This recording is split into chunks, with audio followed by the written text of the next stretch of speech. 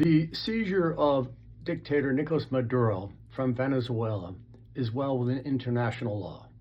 Prime Minister Neil Starmer of England can go pound sand when he questions the legality of this action. There is a concept of sovereignty of nations where a nation may be secure in its own borders. But with that, you must control the noxious elements that come out of your country.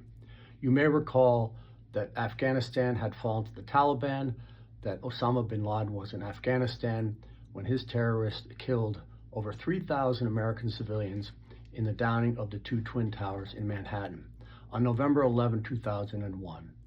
They had lost their sovereignty. Afghanistan lost its sovereignty, and that justified the United States of America to take out this cancerous growth in Afghanistan. By the same token, it has been alleged that Nicolas Maduro heads the Cartel de los Soles, the Cartel of the Suns, which runs drugs into the United States of America through homemade submarines and speedboats, lands them in Mexico, elsewhere, to get them to the United States of America.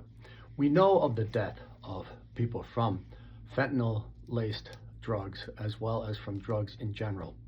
And this is a noxious element and a nuisance emanating from Venezuela, by which Venezuela has abdicated its sovereignty by shielding and its dictatorship leadership profiting from this drug trade.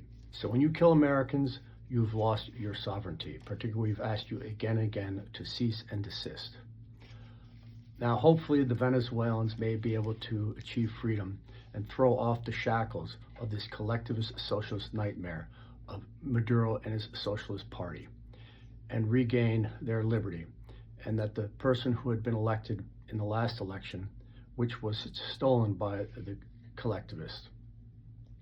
I'm curious, as I sit here in New York City, that when Maduro is brought to the Southern District of New York to receive his charges and plead guilty or not guilty, if our new collectivist socialist Mayor Mamdani will stand with the American people in defense of the American people, or will he somehow try to give cover for his brother collectivist, socialist, but also dictator Maduro? Question mark.